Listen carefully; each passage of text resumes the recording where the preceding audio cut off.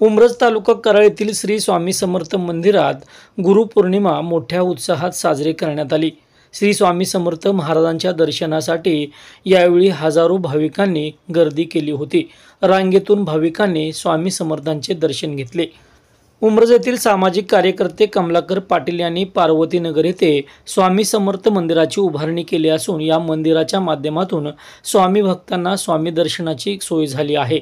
या मंदिराच्या माध्यमातून वर्षभर विविध धार्मिक व सामाजिक उपक्रम राबवले जातात। आज गुरुवारी 10 जुलै रोजी गुरुपौर्णिमा सर्वत्र उत्साहात साजरी झाली। गुरुपौर्णिमेचे औचित्य साधून दिवसभर स्वामी समर्थ मंदिर भाविकांसाठी दर्शनासाठी खुले करण्यात आले होते। दिवसभरात उमरजसह पंचक्रोशीतील हजारो भाविकांनी स्वामी समर्थ मंदिरात येऊन स्वामींचे दर्शन घेतले।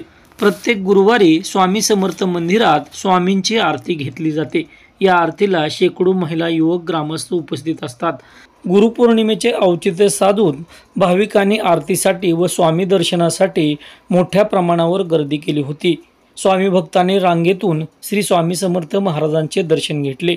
यावेळी स्वामी भक्तांसाठी प्रसाद वाटप करण्यात आले। मंदिरात दिवसभरात विविध धार्मिक कार्यक्रमांचे आयोजन करण्यात आले होते। कमलाकर पाटील यांनी मंदिराच्या माध्यमातून विविध उपक्रम राबवले आहेत।